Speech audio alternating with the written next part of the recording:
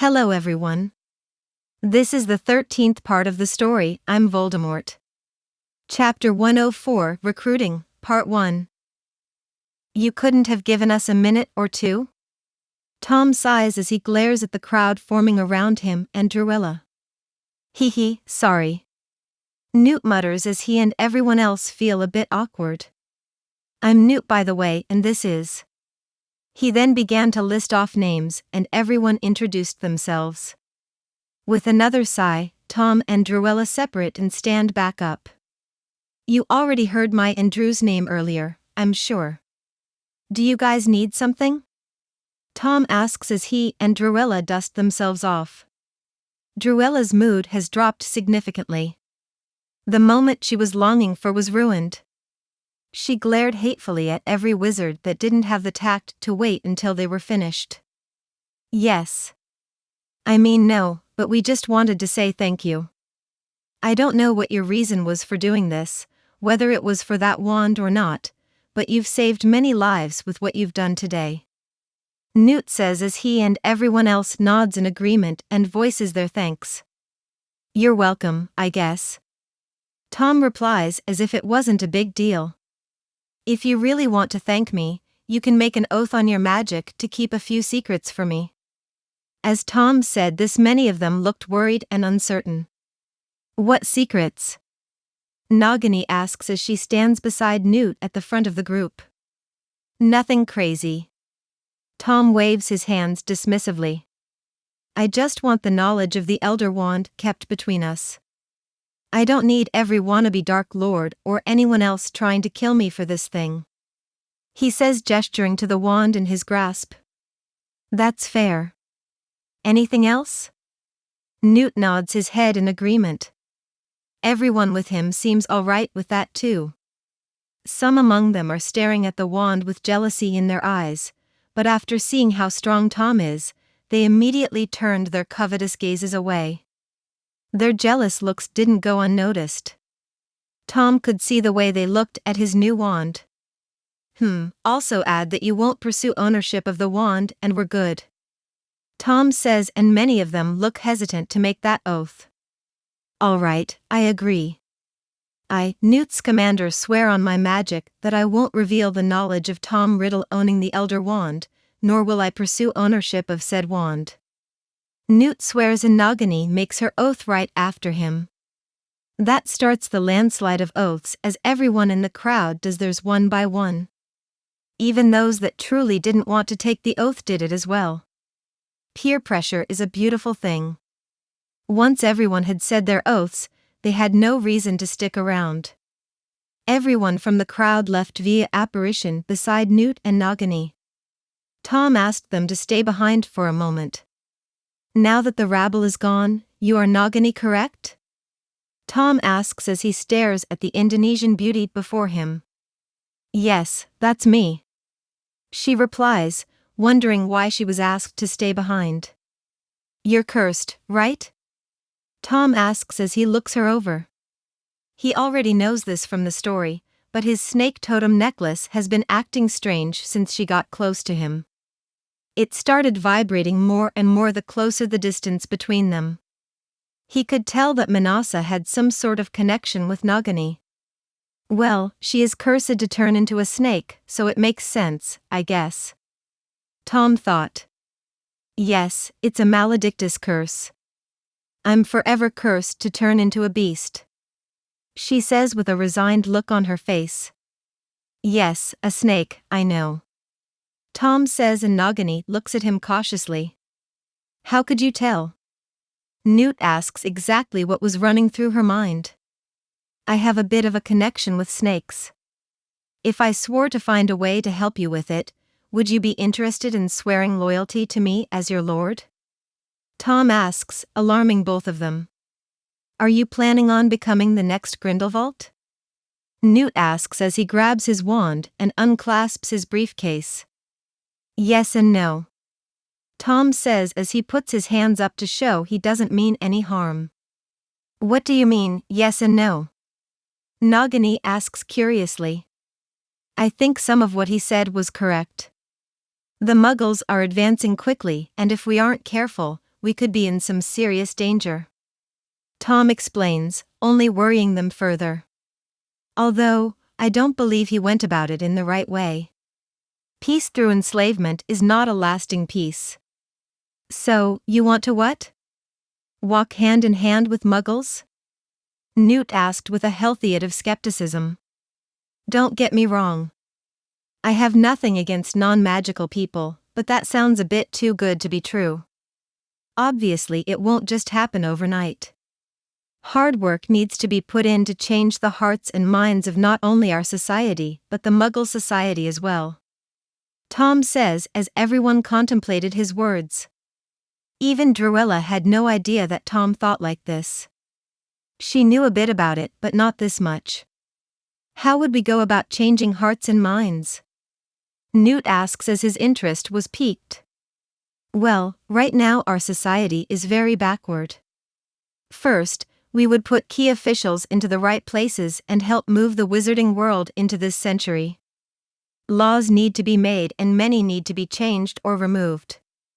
Do you know that creatures are classified as non-sentient magical animals, yet werewolves and a few other sentient beings are on the list of creatures that was put together by our government? I could kidnap a werewolf baby and slaughter it in front of the Wizengamot with no repercussion.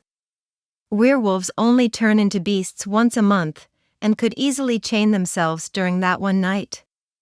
This is only one of the many reasons why our society is backward and our government is not working properly. If we are discovered, which will happen sooner or later, and other countries see this, we will be seen as backward savages. Tom rants about everything he found wrong about the government. Nagini looked more than convinced. She's been persecuted for her curse all of her life. Everything Tom says is resonating with her perfectly. Before she could voice her agreement, Newt asks a question. All right, I agree with you, but why am I here? Do you want me to become your follower as well? Yes, and I know exactly what would get you interested in helping me. Tom says, and Newt leans in curiously. Have you ever heard of the terms deforestation, climate change, or pollution? Chapter 105 Recruitment, Part 2. Have you ever heard of the terms deforestation, climate change, or pollution? Tom asked, and everyone seemed to not know. No idea, but deforestation sounds like the removal of forests, maybe? Newt answers questioningly. Good, you're correct about that.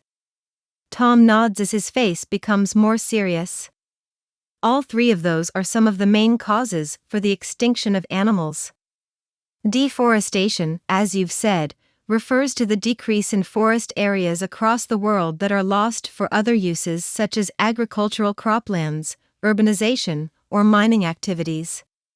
Without homes to live in, many species of animal, magical or not, have gone and will go extinct. Huh?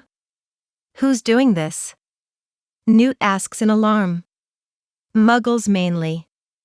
We magicals don't need that much wood or land, but Muggles mate like rabbits. They need space to live, grow crops, etc. Tom says, causing Newt to pace back and forth. Newt loves animals. Especially those of the magical persuasion. A species of animals just dying off is sacrilege to him. I'm afraid that's not even the worst of it.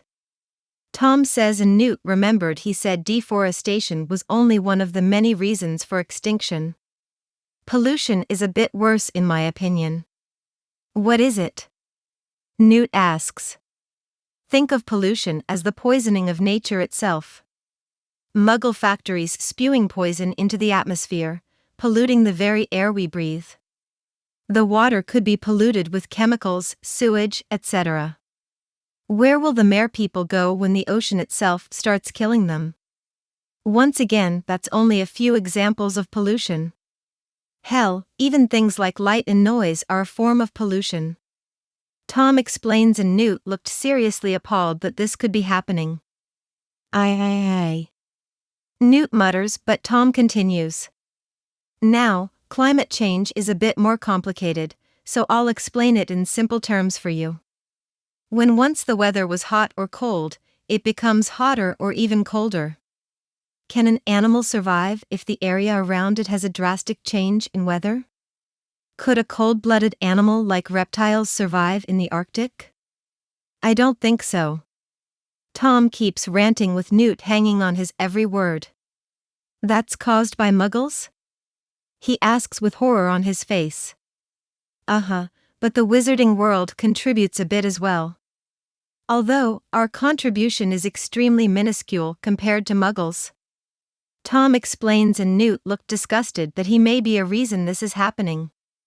How would we even fix this? Nagini asks the question that was at the tip of Newt's tongue. We have a beautiful thing that muggles don't.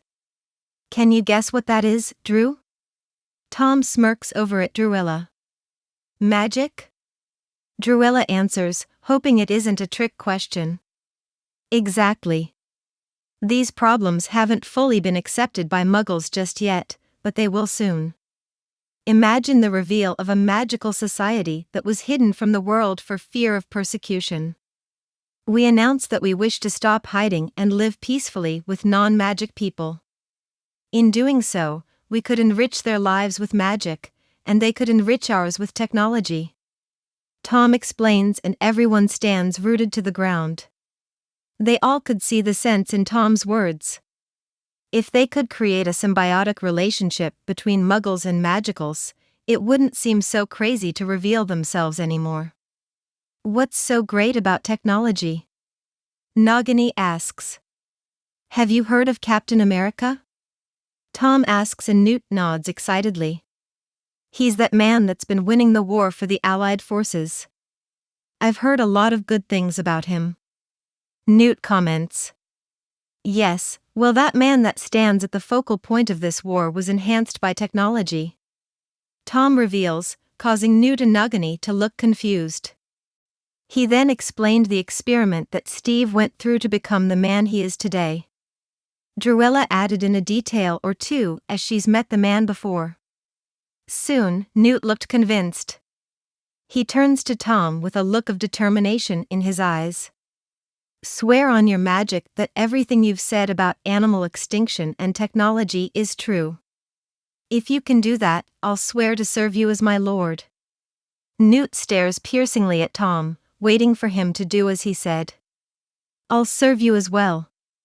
As long as you swear to help me with my problem, of course. Nagini adds and Tom nods towards her. All right. Tom says simply and clears his throat. I, Thomas Riddle, swear on my magic that everything I've said about technology and the extinction of animals in the past hour is true to the best of my knowledge. I also swear to help Nagini with her maledictus curse to the best of my ability, as long as she swears her loyalty to me as her lord. As Tom finishes, he wandlessly casts the Lumos spell. After seeing that he still has his magic, Newt looked truly stunned. Everything he heard today that caused his skin to crawl is true. What if a species of magical animal that he has yet to discover is wiped out without his knowledge? An entire species gone, and he would never have the joy of seeing it with his own eyes. As for Nagini, she was worried about the animals as well, but her main problem was the curse that plagued her. The fact that someone strong enough to kill a Dark Lord like Grindelwald swore an oath to help her with it took so much weight off of her shoulders. The thing Nagini fears the most is turning into a snake and being forever stuck in that form. To never be able to speak with another human being again. Forever alone. Tears began to pour from Nagini's eyes as she leaped forward and hugged Tom tightly. Thank you, thank you. She repeated over and over as Tom's shirt became soaked with tears. Drewella looked on jealously for a moment, but even she could tell this wasn't anything sexual. She sighed and allowed this random woman to hold Tom for now. Okay, a deal is a deal. Newt says and swears the same oath as every one of his followers. Once Nagini calmed down, she also swore the same oath. Tom gave them a mark and went on to explain some ground rules that all of his followers must follow. Basic stuff really. All right, if you would excuse us, Drewella and I have to discuss something. Tom says, and Druella starts becoming nervous.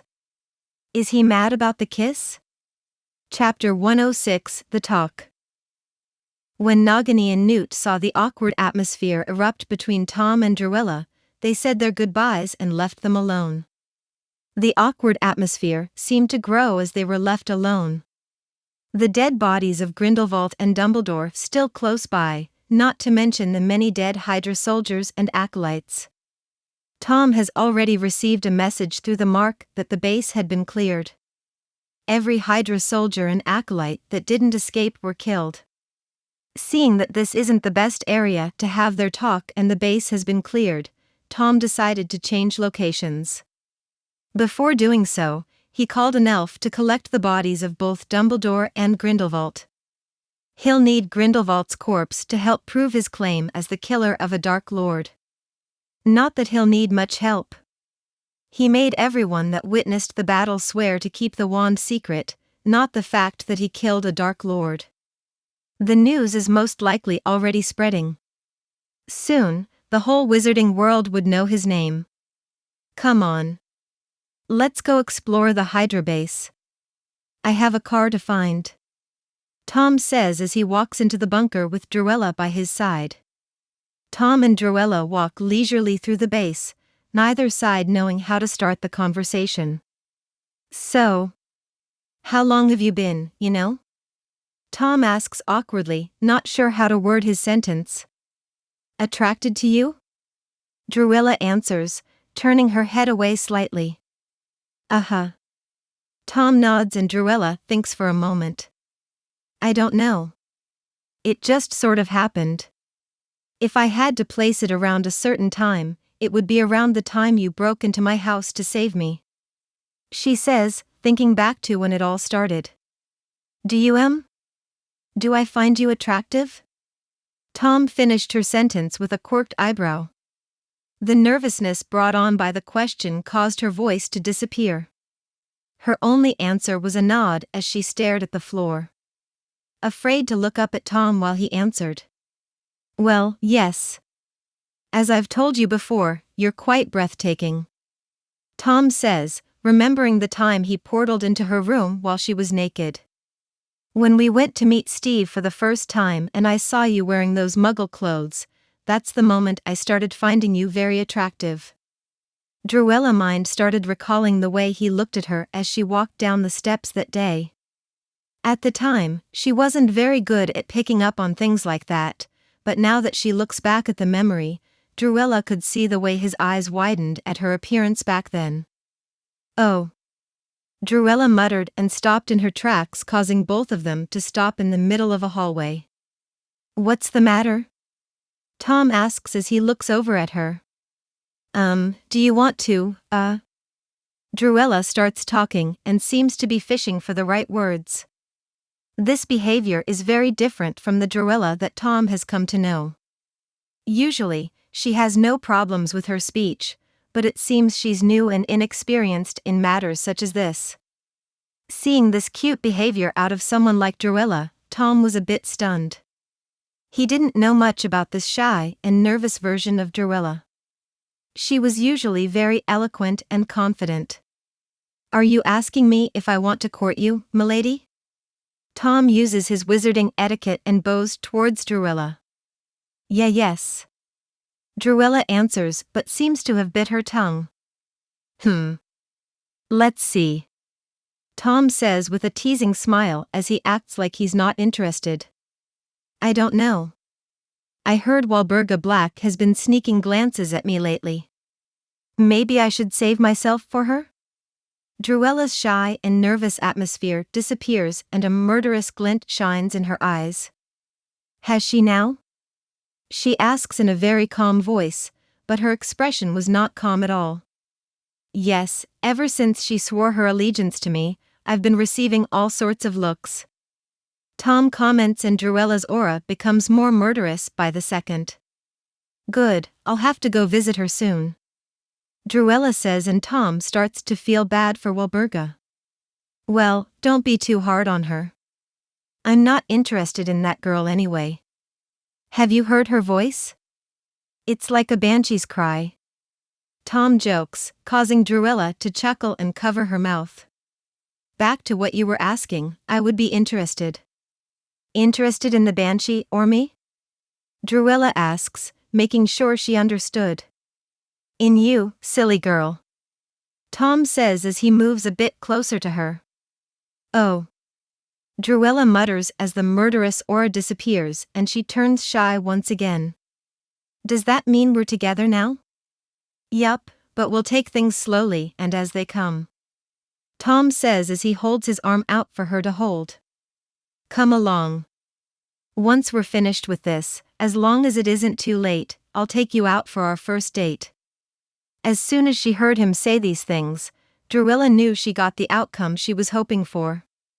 A large happy smile bloomed on her face as she felt flutters in her stomach. She grabbed hold of his arm and they proceeded down the hall in comfortable silence. After searching and looting the entire base for anything of importance, Tom and Druella walked into the hangar where everyone was waiting. The place had dead bodies of Hydra soldiers and acolytes strewn about everywhere. Before anyone could greet the new arrivals, Tom saw what he came looking for. Red Skull's car in all of its glory. The look on Tom's face reminded Druella of the look he had when he saw her naked. He looked truly captivated by the hunk of metal. A small bit of jealousy erupted in her chest. Do I have to compete with a Muggle contraption? Chapter 107 Bad News Arrives. A radio transmission breaks Tom from admiring the beautiful piece of machinery before him. Commandos. Commandos, this is home base. Do you read me? Commandos. Commandos, this is home base. Do you read me? One of the howling commandos that carried a big radio like a backpack took it off and answered. Hello, home base, you got the commandos. Reading you loud and clear. He answers. Commandos, do you know the location of Captain America? The radio calls. Negative, he took off with Schmidt in the Valkyrie. He answers again. We received communications from the captain. I'm sorry to be the one to tell you this, but he seems to have crash-landed the Valkyrie. Do you know the flight path or direction the plane took off? The man on the radio asked and the mood instantly dropped. Every howling commando listened carefully as worry spread amongst the group. Steve is their leader and they wouldn't take any other in his place. If something happened to him, they would have to move out immediately and start searching for him. Tom's followers didn't really care as they barely knew Steve. The years they've spent looking down on Muggles made them unaffected by their deaths. Though the worried atmosphere that spread through the hangar did affect them slightly. They felt sympathy for the howling commandos. Tom wasn't worried as it seemed everything was going as it is supposed to. On the other hand, Druella is about as worried as the howling commandos. She may not have known him well, but she would consider Steve a friend. Although, the person she's most worried about is Peggy. Home base, we're unsure of the flight path, but the plane took off headed south by southwest. The radio man says as he looks at his compass. While the soldiers were doing all they could to help the search party find Steve, Bucky walked up to Tom and Druella. Is there any way you could magic us to Steve's location? Bucky asks, hoping there's a magical way to save his friend. If I've been to his location before, then yeah sure, but I don't know where he is. Tom says, causing Bucky's hopes to deflate. Is there anything you could do? Bucky asks pleadingly. Yeah, I'll send search teams to look for him. They can use magic to try and pinpoint his location. Tom says and Bucky looks happy with this. Don't get your hopes up though. It's very possible that we won't be able to find him. The Valkyrie is built for stealth after all. All we can do is try our best. When Tom said this, there was a break in radio communication. Every member of the Howling Commandos heard exactly what he said. Many of them clenched their fists as they hoped for the best. After some more back and forth over the radio, the Howling Commandos were ordered to stay and secure the Hydra base. No one knew what the base held, and the Allied forces didn't want anything to be looted should it be left unguarded.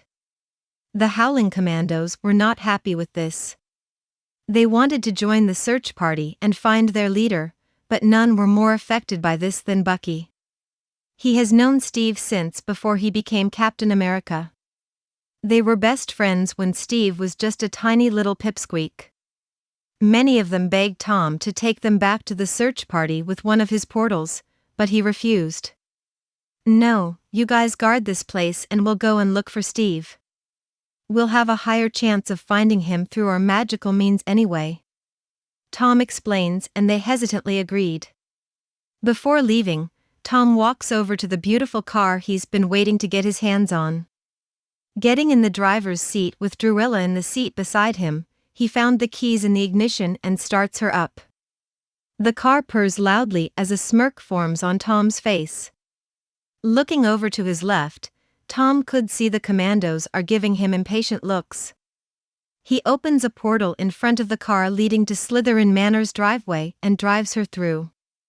Many of the Howling Commandos thought of stopping him. They have to secure the base and everything in it after all, but they decided against it. Tom is helping them, so they'll let it slide. Once Tom secured the car, he called his followers to follow him through the portal. Once the portal closed, the worried Howling Commandos got to work securing the area. They hoped Tom would find their leader before anything bad happened. When Tom, Druilla, and his followers arrived outside Slytherin Manor, Druilla looked ready to go and look for Steve. "Where should we look first?" she asked. "Nowhere. We aren't going to look for him," Tom says, shocking Druilla. "What? Why?" Druilla asked, but Tom ignored her for now and turned to his followers. "You can all return home.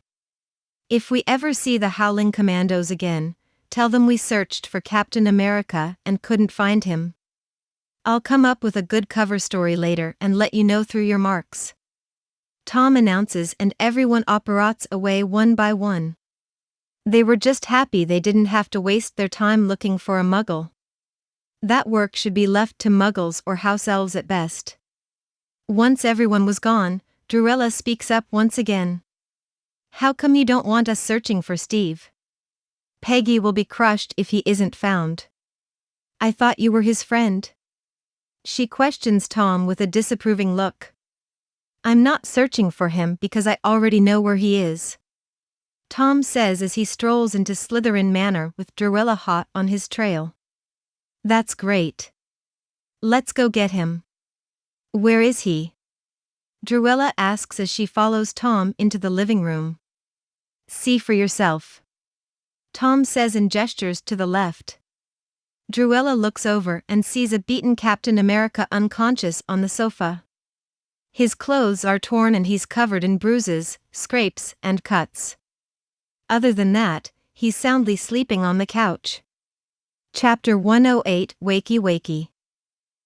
Flashback. The Valkyrie was plummeting down towards an ocean filled with icy glaciers. Steve could do nothing but try to aim for the water and hope for the best. "I want to be married outside in a garden while the sun is setting behind us, understood?"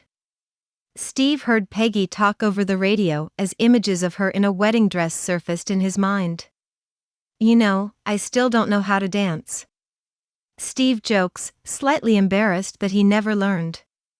"I'll show you how. Just be there," Peggy says, and Steve could hear the longing in her voice. "We'll have the band play something slow. I'd hate to step on your..." As Steve was about to finish talking, an elf stunned him and teleported away with his unconscious body. The second they disappeared, the plane nosedived into the water and vanished below the sea. Flashback end. "Oh, I forgot you had elves following Steve around," Druilla says in realization. "Yup, I can't let my first muggle friend die so easily, can I?" Tom says even though he probably wouldn't have died. "Well, I have changed some stuff, so maybe he would have died. This is great. We need to tell Peggy. She's must be worried sick. Druella says as she pictured herself in Peggy's shoes. Sure, but let's wait on that for a bit. I need to talk with Steve first. Tom says, causing Druella to tilt her head at him. All right, but try to be quick about it. She must think he's dead by now. Drew says as she draws her wand and aims it at Steve. Renervate. Suddenly, Steve's eyes open wide as he sits up and gasps for air. He looks around the fancy living room of Slytherin's manor in alarm, mapping his exit points and looking for any hostiles. When he sees both Tom and Druella standing nearby, he lets out a relieved sigh and tries to stand. No. Druella shouts and pushes him to sit on the sofa. You may be an enhanced muggle, but you're still injured. Sit and relax. I'm fine. Steve says, but a glare from Druella shuts him right up. If you don't listen and end up straining yourself, I'll tell Peggy. She says, and Steve's eyes widen. Where is she? I need to talk to her. She probably thinks I'm dead. Steve says as he remembers their conversation on the radio. I'll send someone to pick her up, but first, I need to have a talk with you. Tom says as he sits across from Steve. Can't it wait? Steve asks impatiently. I'm afraid not. It shouldn't take long though. Tom says as he looks at Steve's injuries and torn attire. Mimsy. Pop. Master called? She says happily as she appears before everyone. Can you get some potions to help Steve along with his injuries and a new set of clothes? Tom asks as Mimsy nods her head and pops away. Looking back to Steve, Tom could see a shocked and odd expression on his face. What was that? He asks as he stares at the place Mimsy appeared and disappeared. That is a house elf. Think of them as a permanent servant class. They bond with a wizard or witch and serve them in exchange for feeding off their magic. They get to eat and we get a servant. Tom explains while Steve's eyes are still glued to the spot where he saw Mimsy. Pop.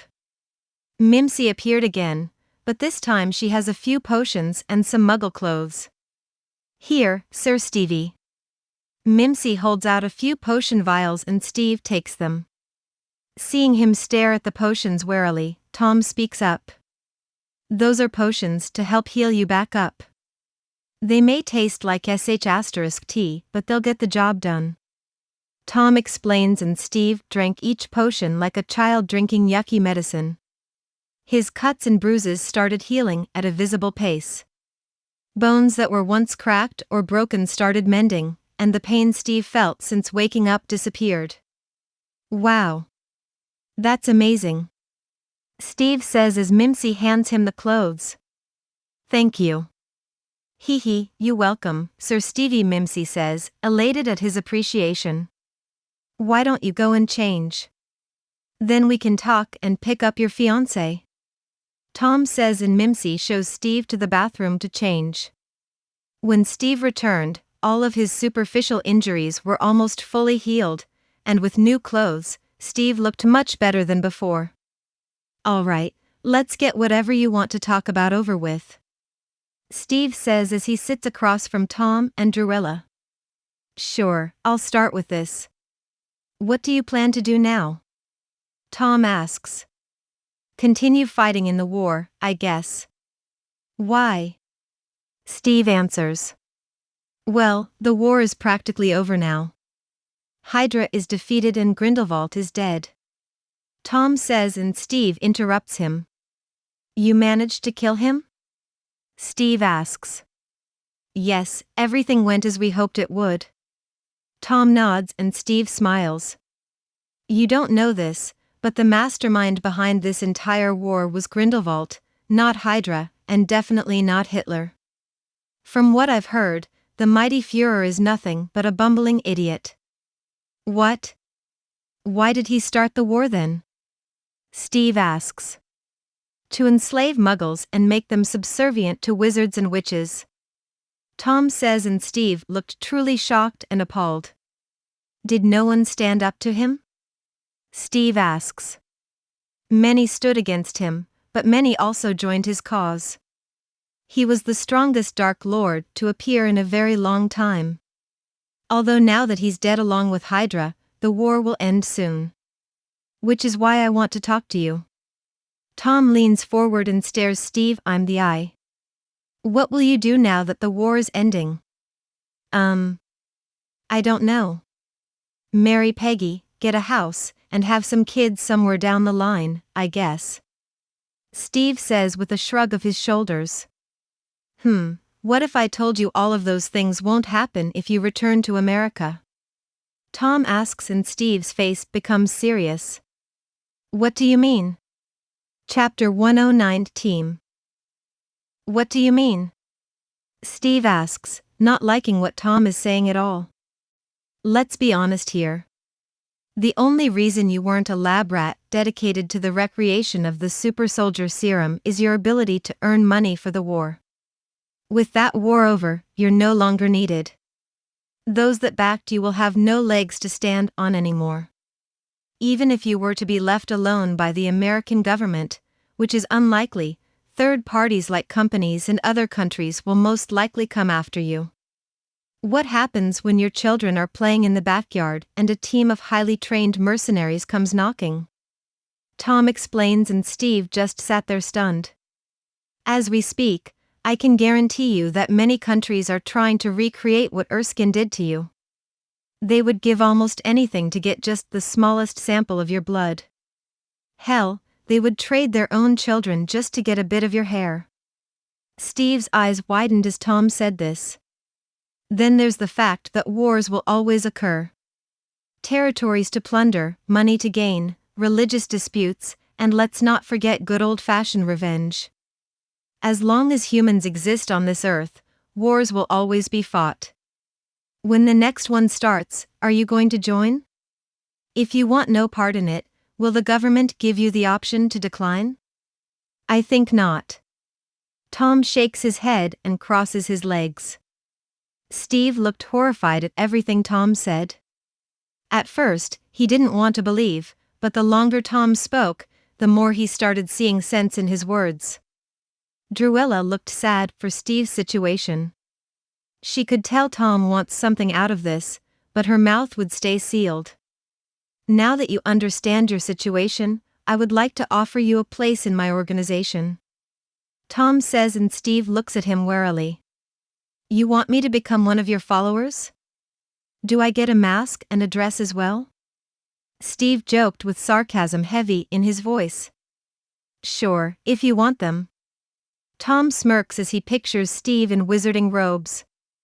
As for becoming a follower, no, you wouldn't be able to. My followers swear an oath of loyalty to me on their magic. You cannot do that, as you have none. You're telling me, if those guys break their magical oath to you, they lose their magic forever? Steve asks shockingly. Yes, do you know who those people are in my society? They are the filth that has been spreading anti-Muggle hate for many years. They come from families that would rape, torture, and kill normal human beings for simply existing. I took control of them and have been rehabilitating them ever since. I think I've done fairly well too. They just fought a battle alongside Muggles and didn't even complain to me a single time. I think I even saw a few of them fraternizing with your men. The wizarding world is far from perfect, but I'm trying my best to move it in the right direction. Tom said proudly. All right, so what would I be? If I wouldn't be one of your followers, that is? Steve asked, unsure whether to accept or not.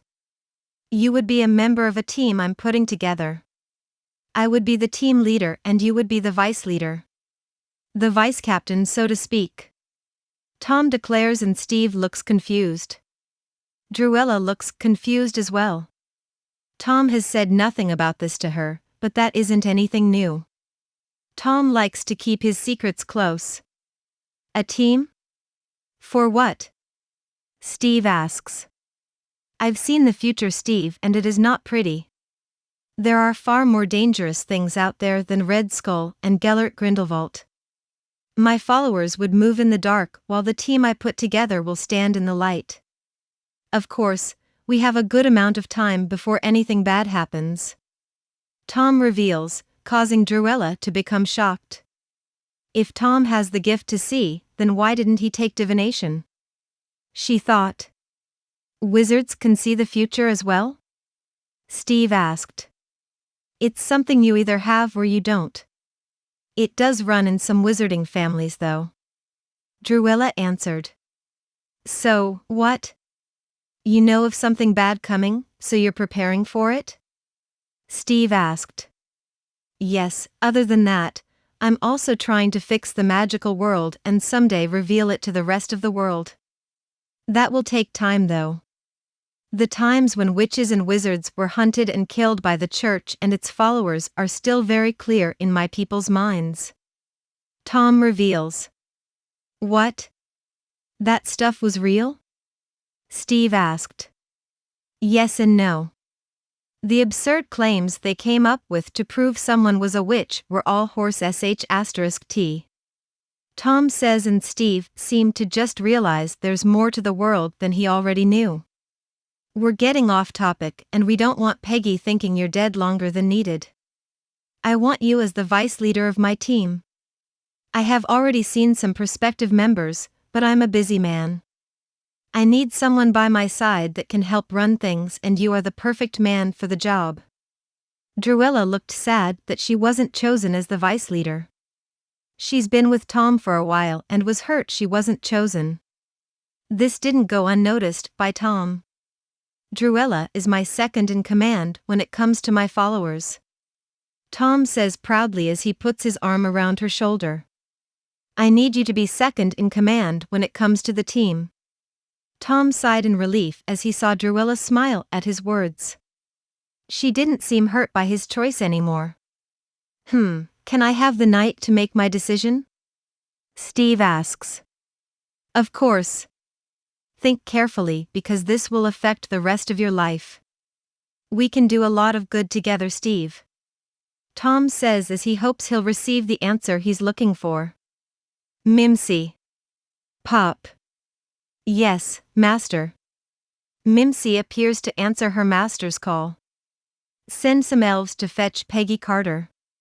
She's probably at the Allied Forces headquarters in London. If she isn't there, find where the search team is that's looking for Steve. She's probably with them. Tom orders and Mimsy pops away to get the job done. Steve looked shocked at Tom's actions. He thought that Tom would make him wait to see Peggy until he made his decision. You and her will stay the night and tell me your decision tomorrow. Feel free to speak with her about our conversation and ask for advice. When she arrives, Mimsy will show you to your room. If you need anything during your stay, just call for Mimsy and she'll get you anything you need. At the moment, you're missing and presumed dead. I would like to keep it that way until you've made your decision, so no contacting anyone outside this manor, all right? Tom asks and receives a nod. Seeing Steve agree, he gets up and walks out of the room with Druella beside him. Where are you going? Steve asks curiously. I promised to take Druella on a date. Chapter 110 Mother? Allied Forces Headquarters, London.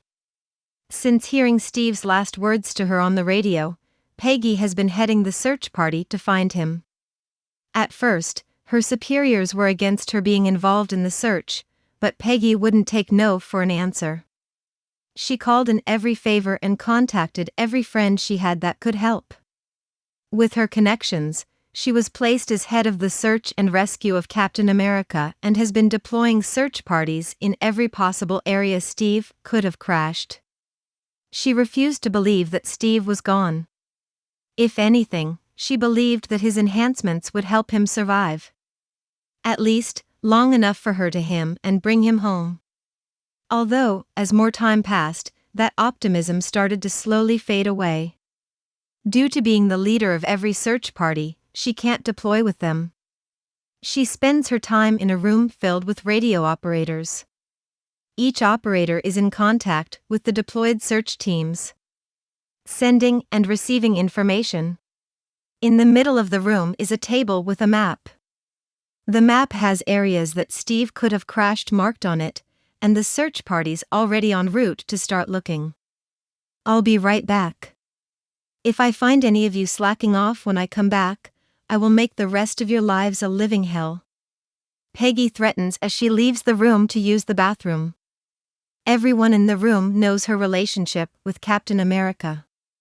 Many of them have already been thrown out and replaced because they slacked off in front of Peggy. Ever since her last communication with Steve, Peggy hasn't eaten or drank anything, nor has she had time to use the toilet. After taking care of her business and washing her hands, a pop could be heard and someone grabbed Peggy's arm. Before she could react, something crazy happened. Peggy felt like she was being sucked through a tiny straw and spit back out. Suddenly, her surroundings changed. She appearing in a rich and extravagant living room. Still feeling the hand in her arm, Peggy yanks her arm away and draws her pistol, pointing it at the house elf that teleported her here. "Calm down, Peg." A voice to her left says. She knew that voice anywhere. It's the voice of the man she's been longing to meet again. Steve. While Steve and Peggy were having their heartfelt reunion, Tom dropped Drew off at her manor to change clothes. Although she didn't fight in the earlier battle, she wasn't dressed for a date at all. Tom also needed the time to get cleaned up. He was sweaty and his clothes were torn from the fight with Grindelwald. After dropping Drewella off, Tom returned to Camartage, took a shower, and changed into some casual muggle clothes. Before leaving, he found the Ancient One in her study to inform her about how everything went. The prodigal student returns from his war-ending battle. The Ancient One jokes as she sees Tom walk in. How did it go? Although she joked the second he walked into the room, the Ancient One was truly happy to see him return safe and sound. Slaughtered some Hydra soldiers and acolytes. Then I killed Gellert Grindelwald. You know, he was weaker than I thought he would be. Once I brought out the new move I've been working on, he wasn't much of a challenge. Tom says, bragging about his exploits. The war should be ending soon then. What new move did you come up with? She asked curiously. I'll show you later. I have a date to get to. I just wanted to let you know that everything went well. Tom says as he walks to the door. Is it with that rosier girl? She asks, causing Tom to stop and look over his shoulder. Yeah, how'd you know? He confirms. Just a lucky guess, his teacher says with a smile on her face. I expect you to introduce us at some point. You want to meet my girlfriend? Have you upgraded from teacher to mother? Tom joked. You're my disciple, Tom. That is a relationship very similar to a parent and their child. She said seriously. The Ancient One does think of Tom as a sort of adopted son. He joined Camartage and became her student at a very young age. When you spend so much time with someone, teaching, eating, and living with them, it's hard not to grow attached to them. It didn't help that she always wanted a child.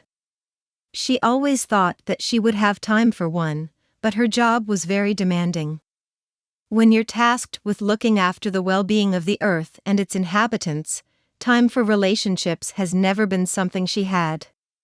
Even if the Ancient One wanted to have a child now, she's as barren as the desert. Due to her connection with the dark dimension, she can't have her own children anymore. The day she found that out was one of the worst in her entire life. The atmosphere got a bit too serious for his liking, so Tom decided to ignore it for now. Well, Mother. Tom joked. I have a woman waiting for me. I'll be home by midnight. Tom says as he leaves the room and the door closes behind him. Mother. The Ancient One sat stunned in her study, staring at the door where Tom just left. As Tom arrived at Rosier Manor, he was met with a very angry-looking Lord Rosier. He may have sworn his loyalty to Tom, but this is his little girl we're talking about. The mere thought of her going out with a boy romantically made his stomach turn. Beside him is a very happy-looking Lady Rosier. She has her arm on her husband's shoulder, holding him back from doing anything stupid. Now and then she would turn in his direction and her happy smile would turn into a deathly glare. "Is she ready?" Tom asks Lady Rosier, completely ignoring Lord Rosier's hateful glare. "No, she'll be ready soon though. Would you like some tea while you wait, my lord?" She answers politely. "Yes, please," Tom says as he takes a seat on the sofa. Since he took her up on the offer, Lady Rosier rings a bell on the table to her right. Ring ring. After a moment of waiting, in walks the prisoner Tom forgot about, Vinda Rosier wearing a maid uniform. "Yes, Aunt Francesca?" Vinda calls out politely. "Prepare some tea for our lord," Lady Rosier orders. "Yes, ma'am," she replies and leaves the room to do as she's been told. Chapter 111 Reunion. While waiting for Peggy to arrive, Steve started pacing around the living room. He had a choice to make, and as Tom said, it would affect the rest of his life. Other than the worry over his choice, Steve was worried for his beautiful fiancée, his best friend Bucky, and his unit, the Howling Commandos. He knew they're all worried for him and many of them probably think he's dead. He wants nothing more than to return and show everyone that he's all right, but Tom's words keep playing in his mind. The warnings and consequences if he were to reveal himself and return to America. The only thing placating him from running out the door right now is the fact that Peggy is coming here. At least, he can reveal himself to her. He needed her to be here and help him figure out what to do. As he was pacing around the room, a pop could be heard and Peggy appeared with a house elf holding her hand. She looked shocked, confused, frightened, and ready to vomit at any moment. As she appeared, Steve just stared at her with a stupid grin on his face. He thought he'd never see her again. When she got her bearings and snapped out of her shock, Peggy pulled her hand free and drew her gun, ready to kill the poor little elf. "Calm down, Peg," Steve calls out and Peggy freezes. "Steve!" she exclaims as she turns around to see him. As Steve entered her vision, she started crying and dropped her pistol to the floor. "Yup, it's me." Steve laughs as he walks over and pulls her into a hug. She cries into his shirt for a while, soaking his new clothes. Steve just stood there and embraced her until she calmed down. "Where are we? How did you get here? We've been looking for you." The second they separate for a moment, Peggy starts questioning him. "Tom saved me before the Valkyrie crashed," Steve says as he looked around. "This place is his. I'm not sure where we are though. Oh, with everything that's happened, I completely forgot about him," Peggy admits, feeling like an idiot for not asking Tom for magical assistance in her search for Steve. Steve sits down and pulls Peggy into his lap. Comfortable silence surrounds them as they sit on the sofa in each other's embrace. "Where is he?" Peggy breaks the silence. "Tom? He went to take Druella on a date," Steve reveals. "Really? That's good. I'm happy for her," she says with a smile, remembering the way Druella would look at Tom. "So, Steve begins but isn't sure how to form the words. "What?" Peggy asks. "Tom made a proposal to me and I'm not sure what to do about it," Steve says, causing Peggy to raise an eyebrow. "Well, turn him down. You're already engaged after all," she jokes as she shows him her ring. "Not that kind of proposal, Peg." Steve laughs and takes her hand into his. "Tom explained some truths that I didn't think about. What truths? Peggy asks questioningly. Steve went on to explain everything that Tom said would happen if he were to reveal himself and return to America. Peggy wanted to be skeptical about everything, but she couldn't.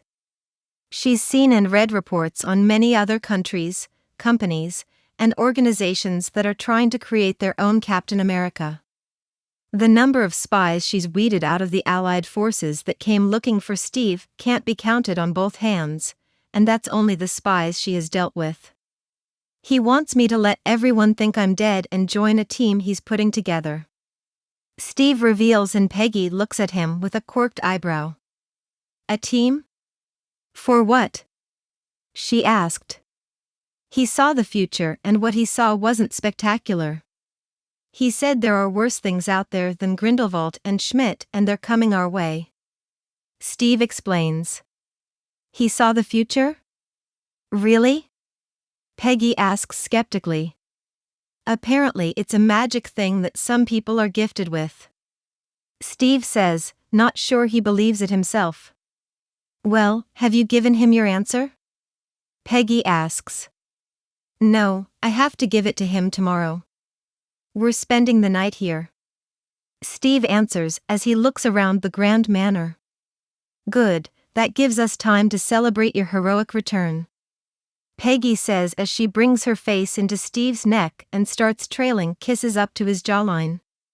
Ahem. The elf that brought Peggy here draws their attention. Head elf Mimsy says to show you to your room. Good, a bed would be preferable. Peggy comments as she climbs off of Steve's lap and pulls him up with her. Lead the way, whatever you are. The elf leads them to a room as ordered. Along the way, Steve tried to explain what a house elf was, but Peggy didn't care to hear any of it. When they arrived, Peggy pushed him inside and slammed the door on the poor house elf. Loud moans and the banging of a bed frame against a wall could be heard throughout the manor. The elves that took care of the place could be seen blushing up a storm. After half an hour of constant moaning and banging, the elves were forced to use magic to block out the sounds. While Steve and Peggy were getting their freak on, Tom was drinking tea with Jorella's parents. The maid, Vinda Rosier, stood to the side awaiting further orders. So, Vinda is your niece? Tom asks. Yes, she ran away from home a while back. She's currently being punished for her actions, as you can see. Lady Rosier explains as she gestures to Vinda. Unless you have a better punishment in mind? No, she's your family. Do with her as you wish, but she will have to swear the oath as you have. Tom shook his head. Of course, that can wait until after my date. Just make sure she can't leave the property. That's already been implemented. Lord Rosier adds. My daughter tells me you killed Grindelwald, my lord? Lady Rosier asks, causing her husband to drop his teacup. What? He exclaims as he stares at Tom for confirmation. On the side, Vinda looked alarmed as she gripped her serving tray tightly. She hoped her lord would come and save her, but if what they say is true, then that doesn't sound like it will ever happen now. Yeah, he wasn't as tough as I thought he would be. There were other wizards and witches there when it happened, so rumors should be spreading as we speak. Tom confirms it. Hee hee, I heard that after you pierced his heart, my daughter tackled you and captured your. Lady Rosier says, but she's interrupted by her husband. Don't you dare continue that sentence.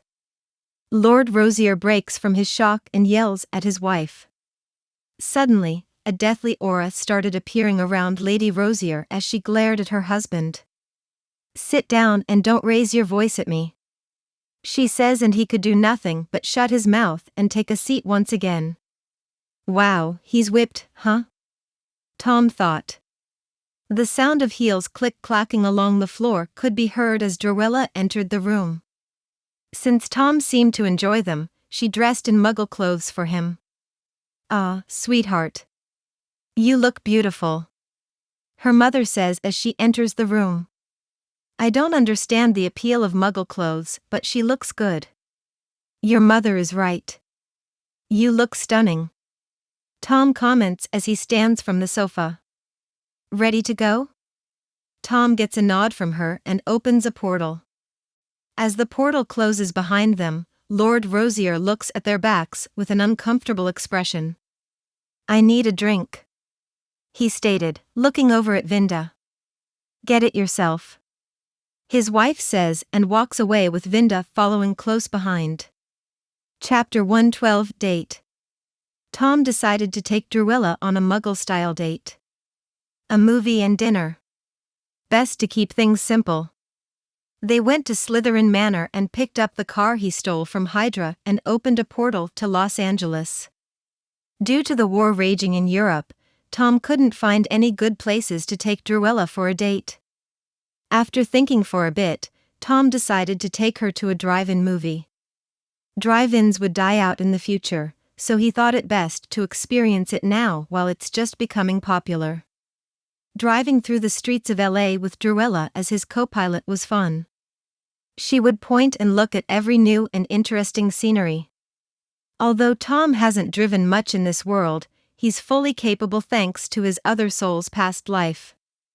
Druella hasn't been to the US before, nor has she been in Muggle society very much. Even the clothes she's wearing now were picked up by a house elf. Seeing street lights and cars all over the road was fun and new to her. As they pulled into the drive-in, Tom looked over at his date. Have you ever seen a movie before? Tom asks and Druella looked at him in confusion. Are they those moving pictures I've heard about? Druella asks and Tom nods to her. No, I've never seen one. What's so great about it though? We have moving pictures as well. There's many of them in Hogwarts too. It's not that type of moving picture, Drew. Tom corrects her. Think of movies as a play that was recorded as a moving picture with sound. Oh, so you're taking me to see a play? Druella asked excitedly. She's been to many plays in the wizarding world with her parents. They would go all the time before Grindelwald turned the world into a giant battlefield. Yup, let's get some snacks before the movie starts, Tom said as he paid a fee to get in. Once they got their popcorn, drinks, and candies, they returned to the car and awaited the beginning of the movie. Many of the Muggles parked around them looked at Tom's car with envy. A few motorheads actually came up to them to ask about it, but Tom politely shooed them away. The movie that is showing is a romance. Tom doesn't really care for them, but this is a date after all. Once the movie began, Druella was immediately drawn to the screen. She couldn't believe that Muggles came up with something so incredible. Thoughts of why they hadn't come up with something like this swirled in her mind. The wizarding world could easily make movies like this. They already have moving pictures, but they would have to be tweaked a bit. All that's left to add is sound and find people skilled enough to direct and act in a play. That wouldn't be too hard, as most actors and directors in Europe are out of a job because of the war. Theaters have been destroyed by bombs and many performers have either moved or passed away.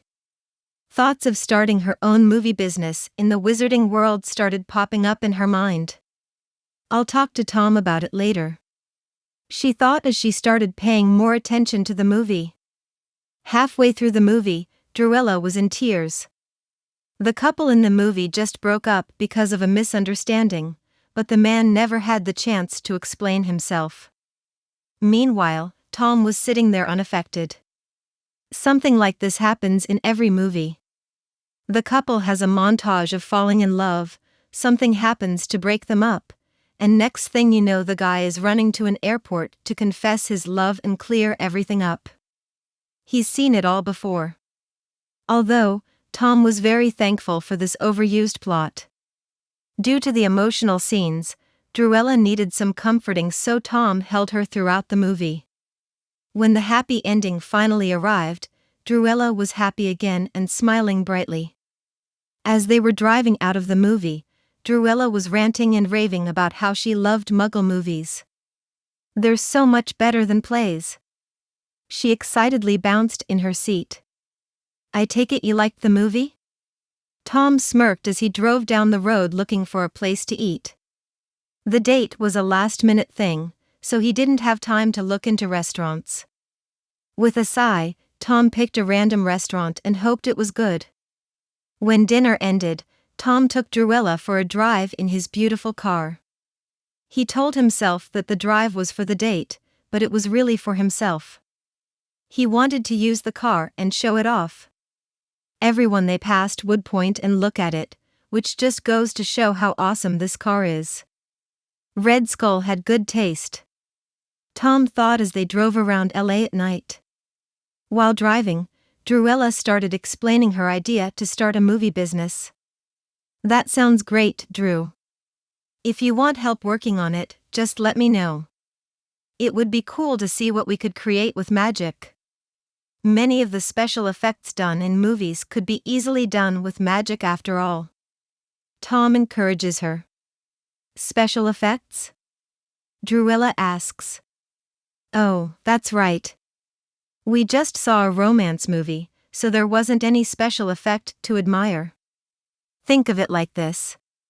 If we saw a fantasy movie about wizards like us, muggles would try to imitate magic using whatever they can. Conjuring fire would be done by setting something on fire and making it look like the actor did it. With magic, we could just use what we already have to do that. You could even make movies for muggles like that and they would be amazed. Tom explains. Wouldn't that go against the statute of secrecy? Druella asks. No, muggles would just think it's special effects. You wouldn't be revealing anything. Tom says as he looks at the clock in the car. It's almost midnight. We should probably get back. Your father is probably having a heart attack as we speak. He was not happy when I said I was going on a date. Druella laughs as she pictures her father's horrified expression. Yeah, I'm sure that if I wasn't his lord, he would have said and tried to do some very horrible things to me. Tom laughs. After finding a secluded area, Tom opened a portal to the driveway of Rosier Manor. As the portal closed behind them, he pulls the car to a stop and looks over at Druella. Thanks for the... She tries to awkwardly say something, but Tom shuts her up with a kiss. Once again, nothing crazy. Just a peck on the lips. Druella forgot what she was saying as the awkward atmosphere disappears. On the second floor of the manor in one of the windows, stood Lady Rosier peeking out at her daughter and her lord. She was beyond happy with how things are going. At first, she wasn't that happy about Tom, but after experiencing the way he treats his followers and hearing about how he killed Grindelwald, she was happy her daughter locked him down before other hussies come pouring in. When they left for the date, she contacted many of her friends that keep up with the latest gossip, and news of Grindelwald's death was already circulating. The name Tom Riddle was being sung and praised everywhere in the magical world. Back in the car, Tom pulled back and looked at Druella's flushed cheeks. With this our night has come to an end. Good night, Drew. Tom says as he reaches over and opens the door for her. Good night. She replies as she gets out and practically skips to the door. This marks the end of part 13 of the story, I'm Voldemort. Thank you for listening. Please like and subscribe the video to listen more.